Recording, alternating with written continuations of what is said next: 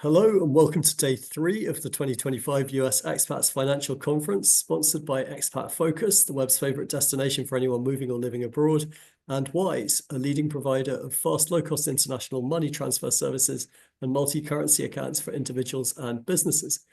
We have a great schedule for you consisting of 9 sessions over 3 days, covering multiple aspects of financial information for Americans living abroad, with perspectives from some of the world's leading experts in their fields. Today is the third and final day of the conference, and for this, our third session of the day, I'm delighted to be joined by Rebecca Lammers, Chair of the Democrats Abroad Taxation Task Force and Board Member for Tax Fairness for Americans Abroad.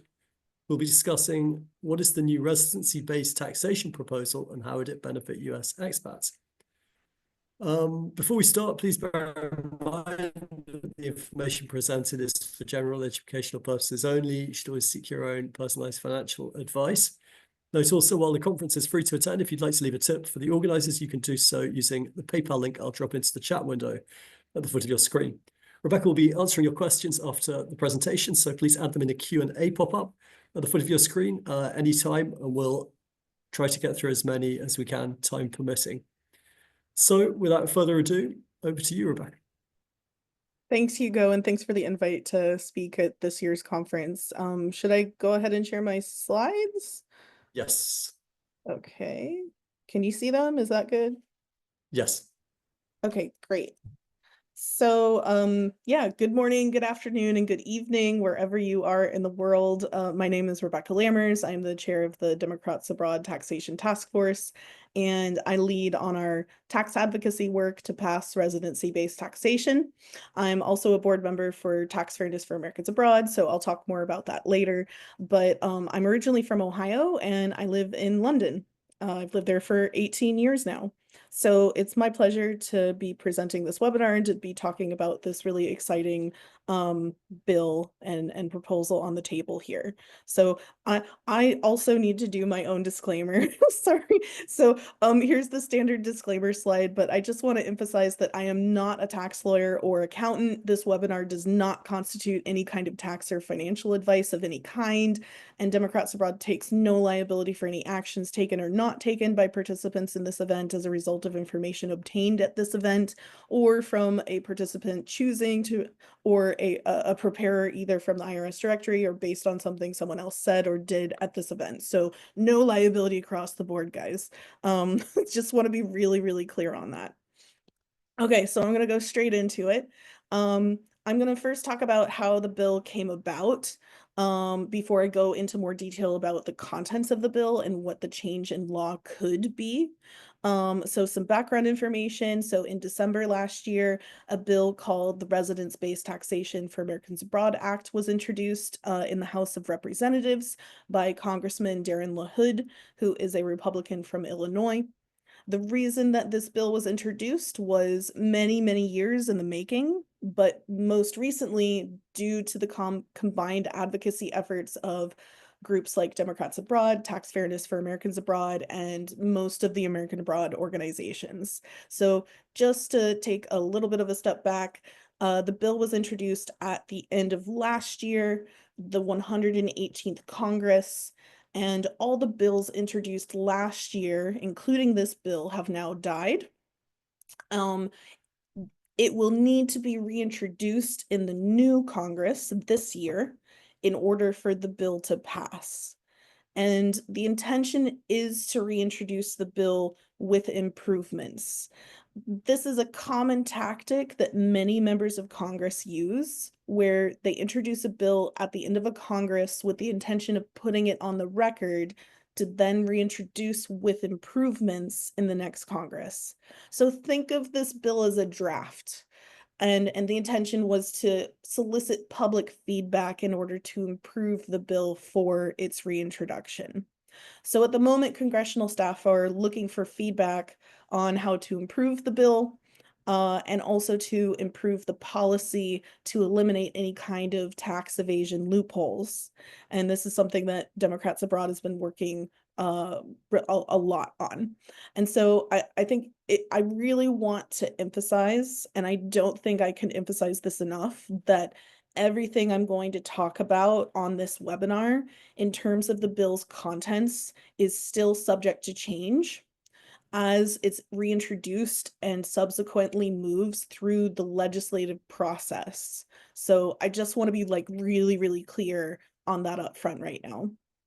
And we're also in ongoing conversations to make the bill bipartisan as well as bicameral. So we're looking for reintroduction in the House and then also for the bill to be introduced in the Senate as well.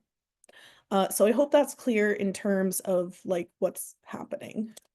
So going into the contents of the bill, again, this is all subject to change and is really high level. So on the whole, what the bill does is it creates an optional procedure, and the key word here is optional, to allow Americans abroad to be treated the same way as a non-US citizen who lives outside the US is treated for tax purposes. So in the tax world, someone who is not a tax resident in the US and is not a US citizen is called a non-resident alien, or an NRA for short. NRAs pay US taxes only on their US sourced income. And there are very specific criteria for how an American abroad could be eligible, which I'm going to go into here in a little bit. And there are a number of provisions that would prevent someone from using this procedure to evade taxes.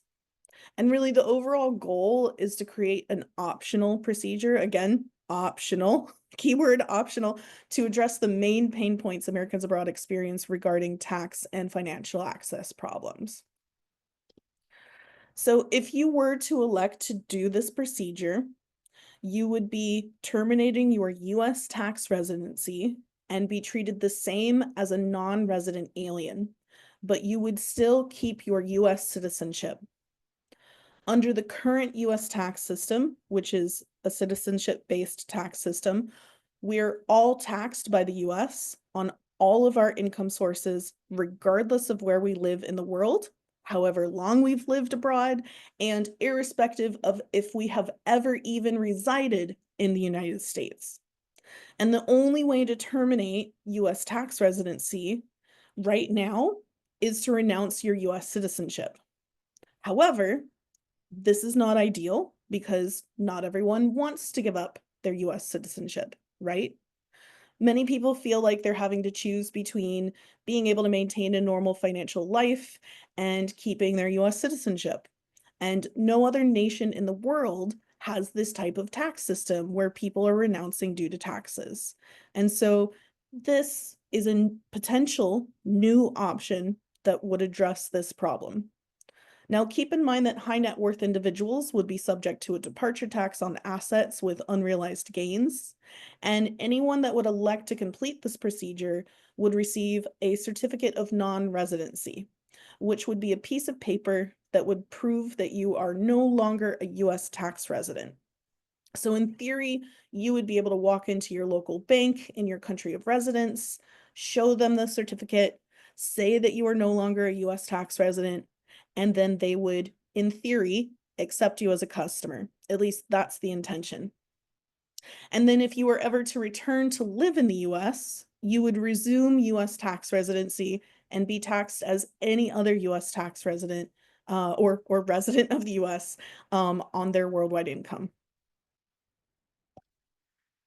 So those who choose to complete the procedure as a result would be exempt from FBAR and FATCA reporting. A non-discrimination provision that is in the bill is intentionally trying to encourage banks to accept US citizens with a certificate of non-residency. You would only be liable for filing and paying US tax on US sourced income, like dividends. And then if you completed the procedure and you did owe US tax on US sourced income, then you would have to file a 1040-NR return, which is simpler than a regular 1040 and would only be necessary in situations where tax has not been automatically withheld from the income. So for example, you own an apartment in the US that you rent out, you would need to file a 1040-NR for that. Having completed the procedure, the savings clause of the tax treaties would be waived. And this is a standard provision in all US tax treaties that basically says that the US reserves the right to tax its citizens. However, it wants without regard to any provisions in the treaty. This is why US citizens living abroad have suffered from double taxation in certain cases. Ooh. So in order to make sure that no one can use this procedure to evade taxes, a number of anti-tax evasion provisions have been put in place to make it difficult for this procedure to be abused. These include a departure tax on high net worth individuals, which is indexed to the current inheritance tax rate of $13.61 million, but this is likely to come down in the next version of the bill, and also Democrats want to see it come down as well.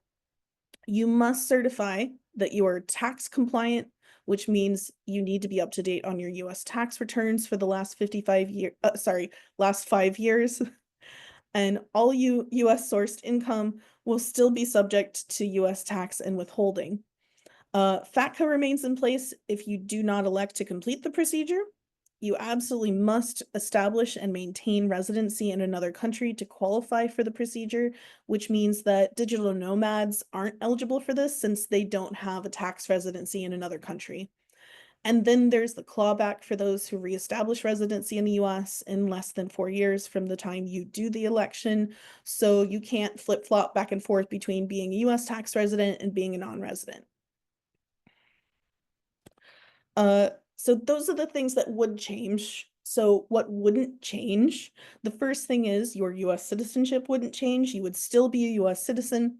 You would still retain all your voting rights you have today to vote from abroad. You would also retain your right to unrestricted travel to visit and live in the US. And finally, you'd continue to have the right to pass on citizenship to your children. Okay, so what kind of person might benefit from this procedure? So these are some examples of the types of people that might benefit, but I really want to reiterate here that it is up to each individual to determine if this procedure would be something that you might want to do if this bill were to pass. That's a lot of hypothetical situations, but there's layers here. And the types of people that would benefit include those who have limited financial ties to the United States, so they don't have significant US sourced income like rental property or a US based business, or someone that was born abroad and has never lived in the United States. So like those who identify as being an accidental American, and those who plan to continue living outside of the US for an extended period of time. So those are basically the people who might benefit from this.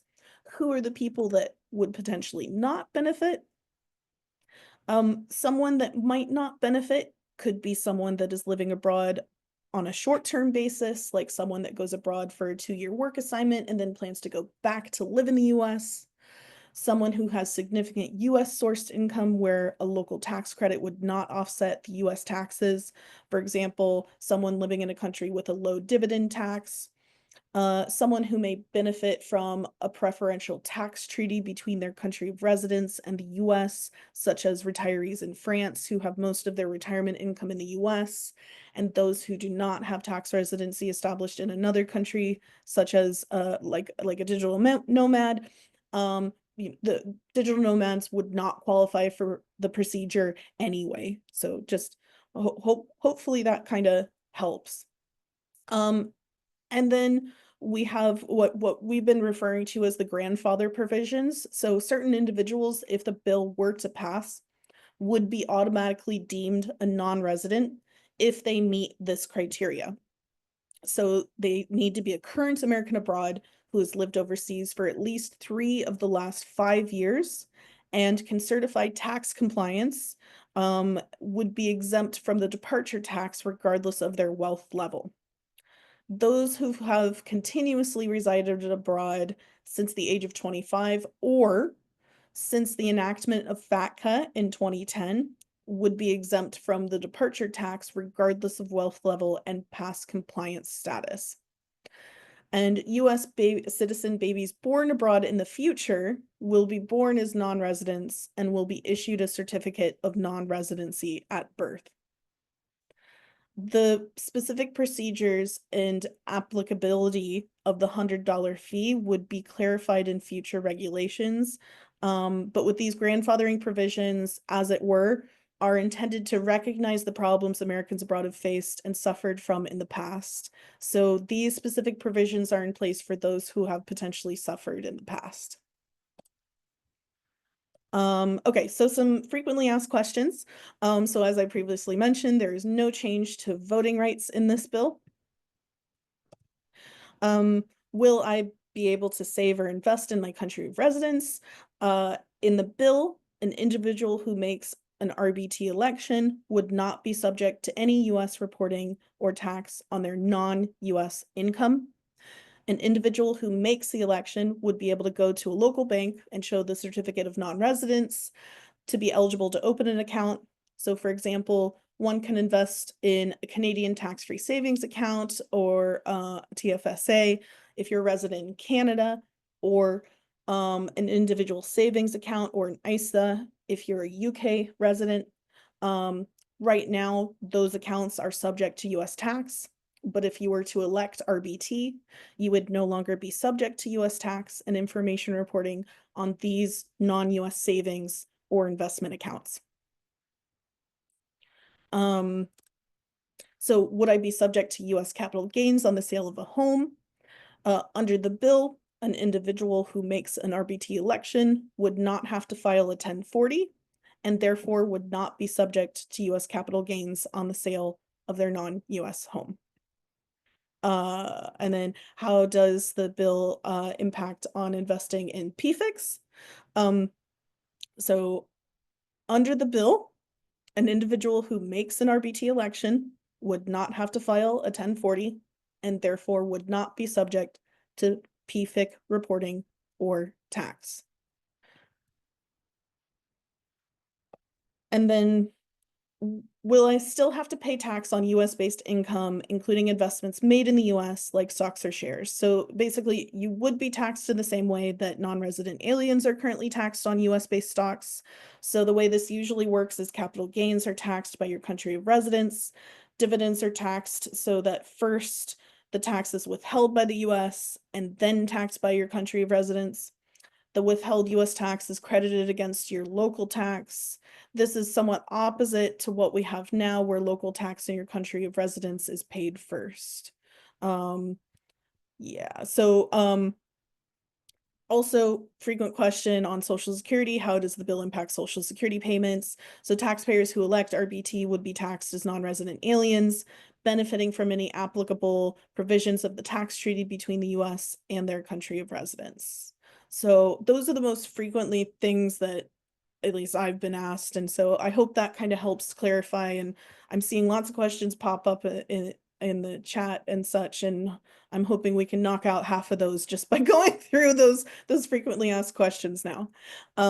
Okay, so I want to do some myth busting now. So there's already rumors and myths circulating around what this bill does or doesn't do. So I just want to bust some of those myths about what the bill is not. The bill is not exempting individuals from US tax on US sourced income. As I've said a few times, you would still be liable for US tax on US sourced income.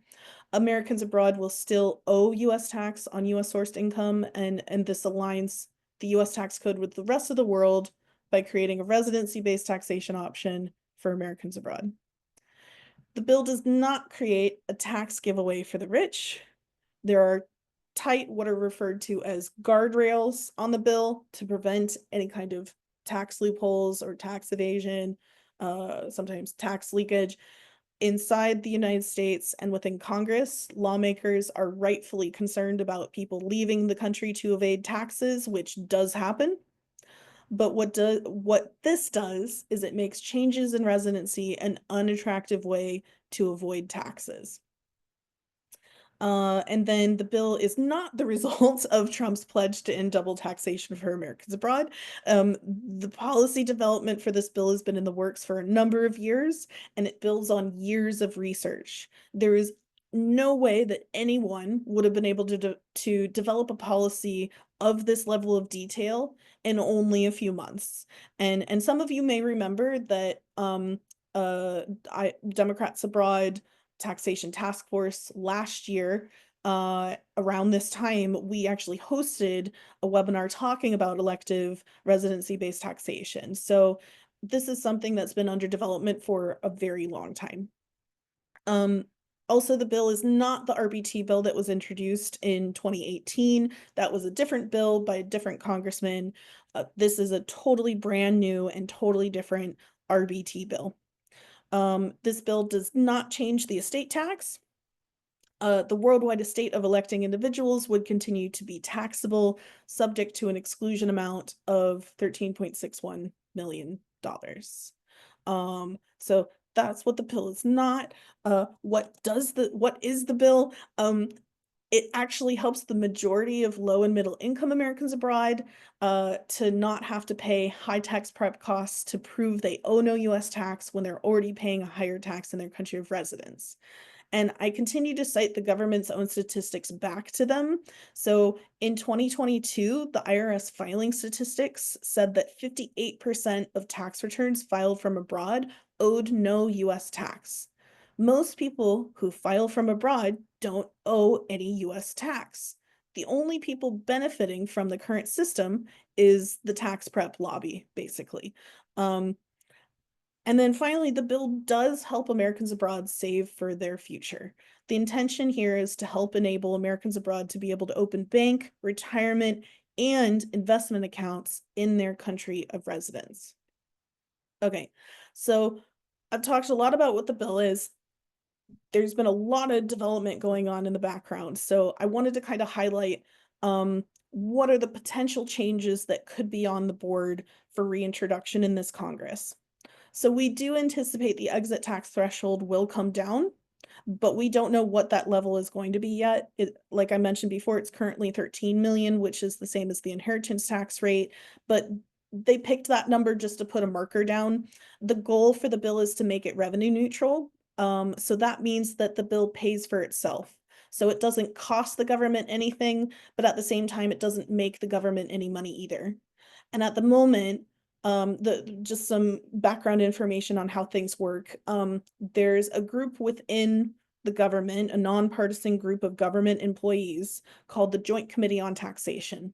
And this is a group of a bunch of economists and academics and PhDs who are working on figuring out what the exit tax level would need to be in order to make the bill revenue neutral.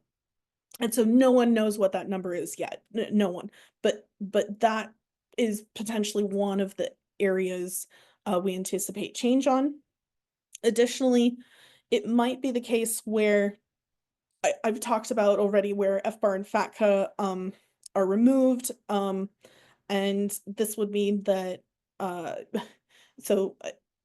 bill is going to be reintroduced as an ideal bill, but in terms of the markup process and as it goes through the legislative process, potentially the FBAR and FATCA elements might be removed, which is not ideal, but it's still better than having to file complicated tax returns with the IRS each year and being subject to double taxation.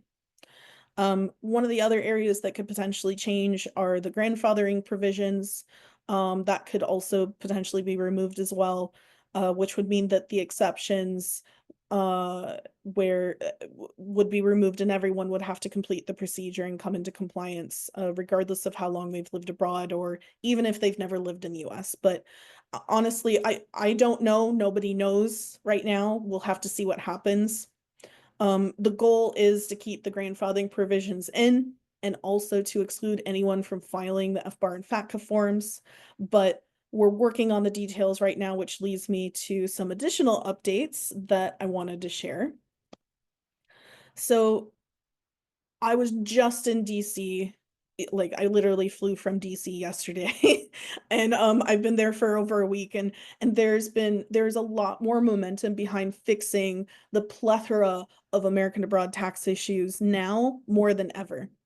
And this is due to the countless hours that myself and the volunteers in the Democrats Abroad Taxation Task Force have put in on these issues. We've done a significant amount of work on FBAR last year, and that work is starting to pay off. And the meetings we had earlier this week indicate appetite to address the penalties and the filing threshold on the FBAR. So we're working hard on that to potentially come up with a bill. Additionally, we've been educating members of Congress on how the GILTI tax has killed off American entrepreneurship abroad. And given some of the GILTI provisions are expiring this year, which is one of the reasons why there's a big tax bill that Congress is currently working on, there's an open door for reform there. So we're working on that too. And then last week, the Senate Finance Committee made public a discussion draft of a bunch of different kind of what are called tax administrative fixes that are a combination of recommendations from the National Taxpayer Advocate, who is the IRS. She's like the IRS watchdog, and it's a government position. And all of those kind of recommendations have been rolled into one bill. And in that, there are 10 sections to that tax admin bill. And the second part is specifically for Americans abroad. It's so important that it's the second part, right? And we're still digesting these provisions, but I'm really encouraged by some of it. And like, in particular, there's a section that addresses the phantom gain and loss of remortgaging on a primary residence abroad. So just as an example, so like I know these are little tiny fixes, they're not like something to write home about, but I do get emails from people about these things. Like these are things that where people are double taxed or they're unfairly taxed. And so these kind of things will help people. So be on the lookout for our formal response, which we're currently drafting right now. We will put that out on our website. And then I also wanted to share that thank you. I'm sure some of you participated in our survey on the bill. So I wanted to share some of the high level results. So over 4,000 people responded to our survey over the last month, and overwhelmingly 94% support the bill. And 84% said that they would do the procedure, the RBT procedure. So lots of support overall there. So just kind of coming back to trying to start wrapping up here, I would recommend that you spend some time thinking about if this is something that you might want to do. And so some things that you can do include looking at what taxes look like for non-resident aliens right now. That'll give you at least a rough idea of how this non-residency election might look like. Read up on the concept of income sourcing to better understand what US taxes your non-citizen friends and colleagues might pay. If the bill actually does pass, I cannot emphasize enough that you would need to seek qualified professional advice on what is right for your unique situation. Because as we discussed earlier, this is not necessarily an option that will benefit everybody. But this is why myself and Democrats Abroad continue to work on tax reform for Americans abroad overall, not just on RBT. RBT is a very key element, but it's not going to help everybody. So that's why we're looking at FBAR and GILTI and all of those other things that also impact people's lives. So if you'd like to learn more information, we put together a lot of resources, including some mock case studies, so that potentially you might be able to identify with some of the scenarios. I can put that in the chat or send it in the follow-up slides, or I'm not sure how best to do that, but I'll do that once I'm done with sharing my slides here. So next steps, I need to emphasize here that I don't have a crystal ball. I can't see into the future, but here are some factors to consider when it comes to trying to pass the RBT bill. First, it will have to be reintroduced, as I mentioned before. That's the first step. Secondly, factors that will help increase its chances of passing include getting bipartisan and bicameral support. Democrats Abroad is seeking a Democratic co-sponsor for the bill in the House, and we're also looking for senators to step up and introduce what's called a Senate companion, which is the exact same bill in the Senate. And then the more co-sponsors the bill has once it's introduced, that helps increase its chances of passing. So in order to help make that happen, the more Americans abroad that contact their members of Congress to co-sponsor the bill and raise awareness of the issue, the better. We really need a tsunami wave of Americans abroad contacting their members of Congress about this bill.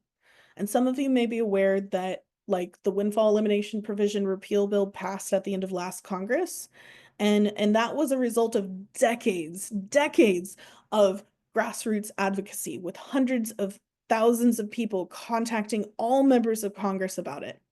Our numbers as Americans abroad are the equivalent of one state, but our voices are spread out based on where we last lived. So we face an uphill battle to be heard, but it's not impossible because, as we saw with the windfall elimination provision, change is possible.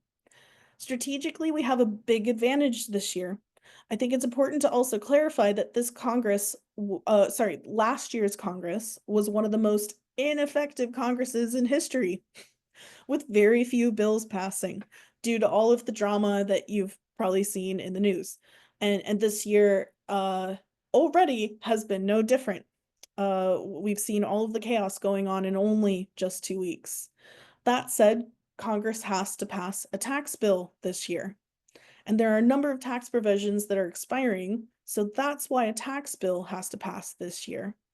Most bills are not passed on their own. They often get attached to a bigger bill, and this is the bigger bill opportunity that we want to take advantage of. So what are the chances of this actually happening? Honestly, pretty slim, but it's not impossible. So I'm going to explain in more detail here shortly how you can get involved to help increase the chances to make this become a reality.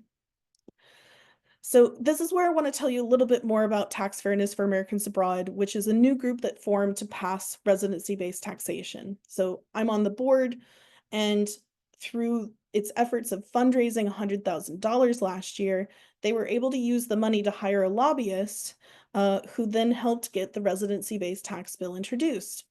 They're now severely low on funds, so in order to continue to help make sure the RBT bill passes, please donate anything you can so that they can continue to pay the lobbyist to help make it happen. So you can go to taxfairnessabroad.org/donate in order to donate. So the more that you can do, I've put together some resources that you can read on the Democrats Abroad website, including an explainer on the bill that only takes a few minutes to read that helps you better understand what's in the bill itself, as well as an FAQ. There's a lot more resources that are available there, including contacting your member of Congress to co-sponsor once the bill is reintroduced, and signing up for our mailing list to stay in the loop on all of that. So I'm going to take 2 minutes to just talk a little bit more broadly about the Democrats Abroad Taxation Task Force, and then we're going to go to Q&A. And I hope I'm doing okay on time. I haven't really been paying that much attention. Sorry.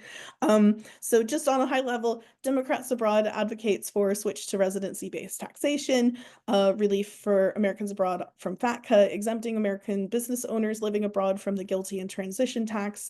As I mentioned, we've been doing a lot of work on FBAR. We've also done a lot of work on non-US pensions, like all of these pain points. We're looking at reforming the tax code for Americans abroad. So you can read more about our work on our blog. We, in general, we're a group of volunteers from all over the world who have come together out of the necessity and learned out of necessity about these issues. You know, most of us are not tax experts. We've become tax experts because we've had to learn how to do this stuff. And what we do on a regular basis is we write official statements for congressional hearings. We also do candidate outreach and education when there's an election. Just recently visited Washington, D.C. to talk to Congress, the IRS, and Treasury. We also help host tax education webinars, and we did a report. We do a few surveys, and we did a big report in 2022. So we do these things in order to help educate people as well.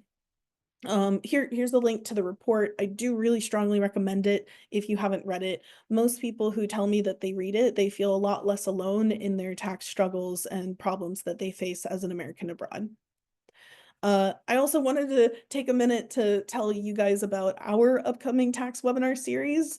So we have a number of tax webinars coming up. We have one a month over the next few months. And then we also have country-specific tax webinars that we're hosting. And some of the ones that are already on the schedule include for the UK, Switzerland, and more. So you can check out more on our events page on our website. And then I would be remiss if I didn't remind everybody to register to vote. I know this year is an off election year. However, there are a lot of special elections, and your vote matters. As an American abroad, your vote carries so much weight. And I know a lot of people feel like their vote doesn't matter, but it really does. And let me tell you why. Every time an American abroad votes, your vote is counted in the statistics. So we don't know how many Americans abroad there are. The State Department has estimates, and lots of groups have different estimates, but we don't actually know. And the only time we know how many Americans abroad there are is when we vote, because all of those votes are counted. And every single time I go into a congressional meeting, one of the first things I do is I share the voting statistics, and I say, we don't know how many Americans abroad there are, but this is how many voted in your district in the last election, or this is how many voted in your state in the last election. And congressional staff are always really surprised to hear how many of their constituents live overseas. And just to reiterate that you are a constituent based on the state of where you last lived, or if you've never lived in the US, where your parent last lived in the United States. You have representation, and you should use it. And that includes using your vote. So go to votefromabroad.org today. It's really super easy to do. It only takes a few minutes. And if there's a special election happening this year, vote. It's that simple. And it really helps us out in terms of our tax advocacy work, but it also helps in terms of making sure that your voice is being heard. These are just a few small actions that you can take. Again, I think the slides will go out so that you can follow up there. And I think that is it. There is my contact email if anybody wants to get in touch. But I think I'm gonna stop sharing, and then we're gonna do Q&A. So Hi, Rebecca. Thank you very much for that presentation. It's excellent detail. We've got loads and loads of questions. And we've got I some haven't time. read any of them, but yeah, I can see. That's okay. There are lots of kind of similar questions, so I'll read out and do the best I can, hopefully pick ones that are relevant for most people. If you've got a very specific question, Rebecca, maybe you can drop your email address, if you don't mind, into the chat. Because I think when it's a very specific question, maybe better to reach out directly. But let's dive in.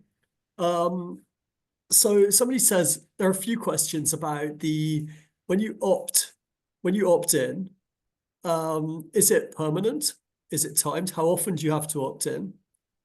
In the bill as it was. Can you decide year to year? And what if somebody pays an exit tax, but then they move back to the States, or if they don't pay an exit tax and move back to the States? So can you shed any light on those questions? Yeah, so if you are a long-term resident abroad, you do the election, that is it. If you return back to the United States, then you then become a US resident and therefore US tax resident again. So you are therefore liable for filing taxes in the country that you live in. If you then move abroad again, you can then choose to do the procedure again if you want to. However, if you did pay an exit tax, there is no refund. That is how it works. So it is specifically done in a way where people need to seek advice, or they need to carefully consider their circumstances to determine if they're financially better off from doing the procedure, or financially better off staying in the system.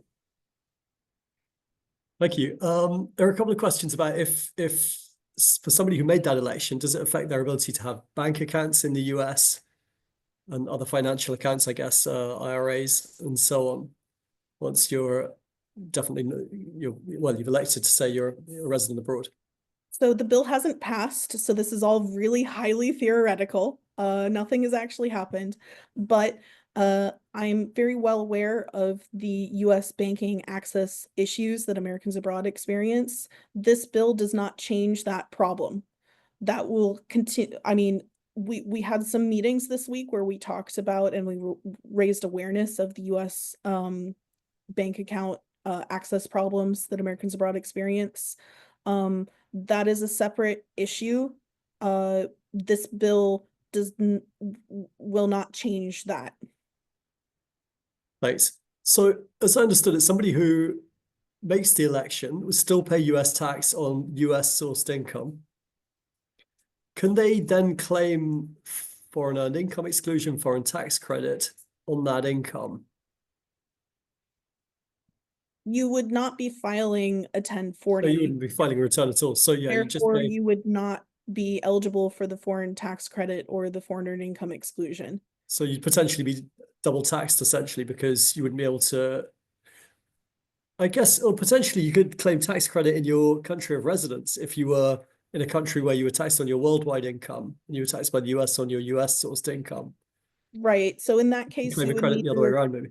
you would need to refer to the tax treaty in your country of residence to see how they tax that particular source of income.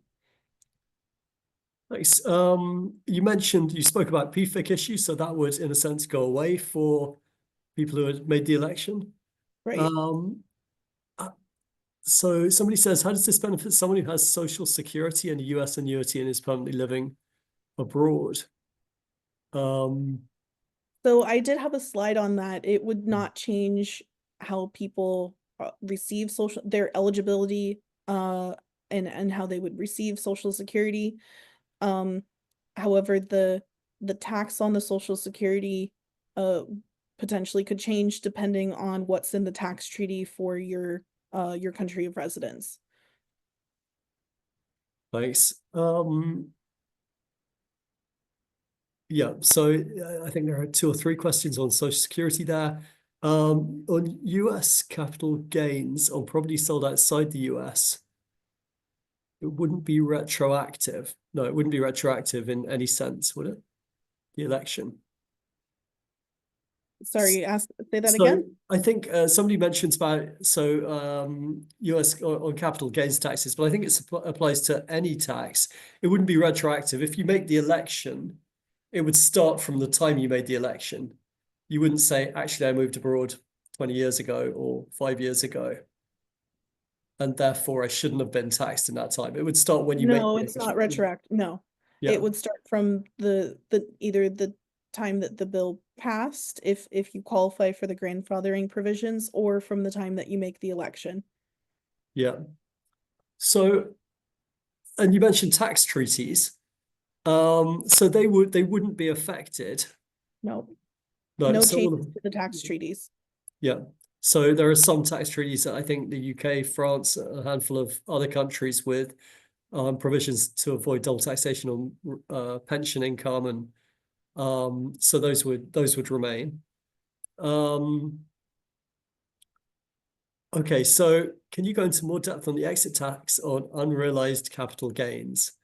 So that I guess it includes real estate in the US, and yeah, I guess it's a complicated calculation, but that would be something for a tax professional to work out. Right. It depends Unrealized. on what Yeah. your US sourced yeah, it would very much depend on your personal circumstances there. And I think you mentioned it obviously doesn't affect your rights as a citizen in any way, such as passing on citizenship to your children, ability to vote. None of that's affected. It's simply a kind of, it's intended to be a one-time election. Well, you can do it more than once. If you move back to the United States and then move abroad again, then you could choose to do the election again. Yeah. Okay. See.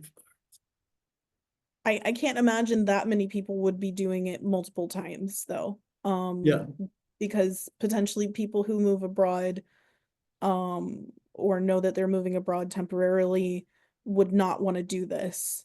especially if they know that they're going to go back to the US. Like this is really intended for long-term residents abroad, people who are living abroad for a very, very long Definitely. time, Yeah. not people who are going back and forth a lot. Yeah. Somebody says, do you, do you think this bill will be voted on as a standalone bill or part of a bigger, let's call it beautiful bill? Part of a bigger bill that on, It's I suppose, taxes or on anything. it's highly unlikely for it to be passed as a standalone, as is the case with any tax or any bill right now, to be honest. The intention is to get this attached to a bigger tax bill, that and then it would get voted on as a whole.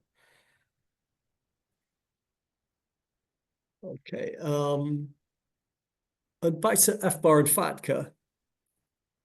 So just to clarify again, so somebody who'd made the election would or wouldn't have to, I suppose FATCA is part of the tax return, so that's definitely not required, and FBAR neither for somebody who's made the election. Or as As it the bill stands. was introduced, Yeah. um, it would not require filing for FBAR or FATCA. This is one of the items that is currently being discussed, where it could potentially, in particular on FBAR, may have to change. So it won't happen with the reintroduced bill, but it could potentially happen if the bill gets attached to a reconciliation bill, which is this is really insider baseball stuff, but essentially what's going on in Congress right now is the Republicans have a trifecta, so that means that they have the White House, they have the Senate, and a majority in the House. So given that they have a majority, uh, they can pass their own bill if they want to, which they do.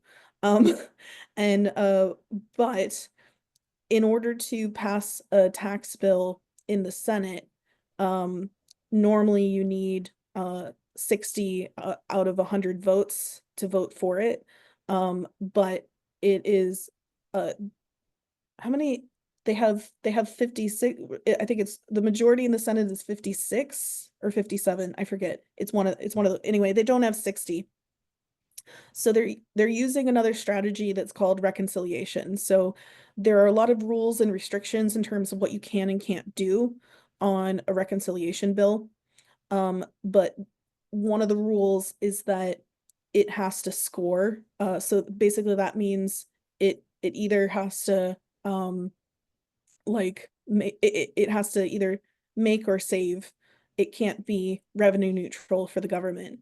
And so the intention with this, and that includes provisions within the bill. So if FBAR is included as it currently stands, that in and of itself doesn't have a score.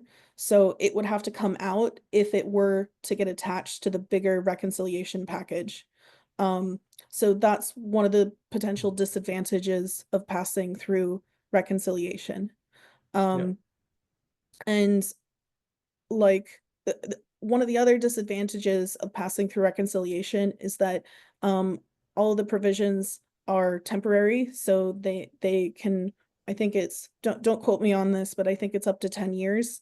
So if the bill does pass under the Republicans' reconciliation, um, it would this RBT provision would only be temporary. It would only be up to 10 years. So that's a potential disadvantage when we know that everybody wants this to be permanent. So this is why Democrats Abroad is working so hard to make this bipartisan. So in the case where it might be where the Republicans can't get their ducks in a row to do a reconciliation and then they turn to the Democrats in order to make it bipartisan, we want this to be a bipartisan bill so that it increases its chances of getting passed in a bipartisan tax package. So there's a lot of kind of strategy going on behind the scenes in terms of helping increase the chances of the bill's passage. But sorry, I know that was really insider baseball, but I hope that kind of helps clarify in terms of the logic of where we're coming from in terms of trying to help this progress. It's amazing anything gets done as I you know, say, right? it's so Like, complicated. seriously. Yeah. Um, and as you say, they've got the trifecta now, and that should be, make things easier to get things done. But yeah, Yeah, um, but honestly, like, I mean, the meetings that we had, especially with Democrats, like it was really hard this week, being there on the ground and seeing lots of government employees losing their jobs like overnight. There's whole neighborhoods of like families who are now unemployed, like specialist government employees that have nowhere else to go because they only work for the government. Like, I mean, and that's just on top of the Trump executive order. So sorry, I didn't mean to get political there, but it was very hard to have these discussions with Democrats, given literally like the house is on fire, like on the doorstep. So like we had to basically walk in and be like, look, we know it's really hard what's going on right now, but all we can think of doing is just business as usual. So, we really are trying our best here. So yeah. yeah, yeah, I don't envy yeah, your situation there. So look, there are several questions about, what is and what isn't US sourced income.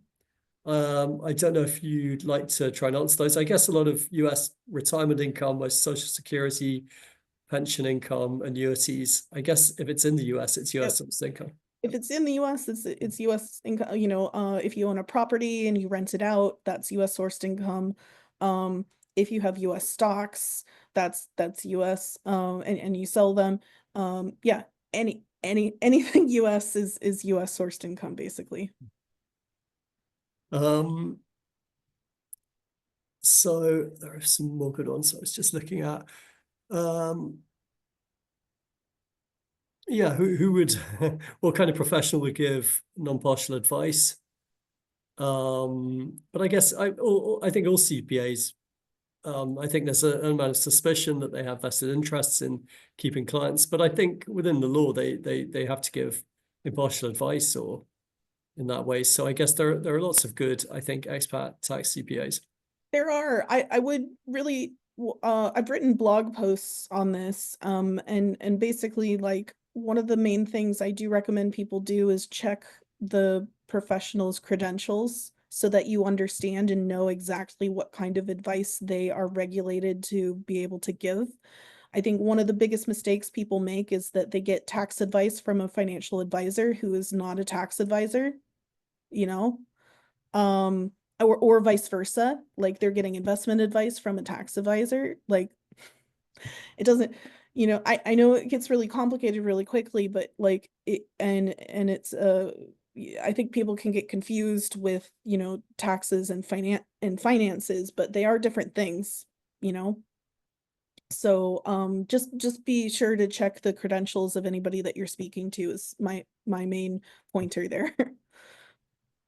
Um, so I suppose coming back to the US sourced income. So for retirees, of course, there are millions of Americans who retire abroad, and so that if they have income coming from the US, if they made the election, they would still pay US taxes on that, and they would potentially have to claim tax credits in their country of residence to avoid double taxation, Right.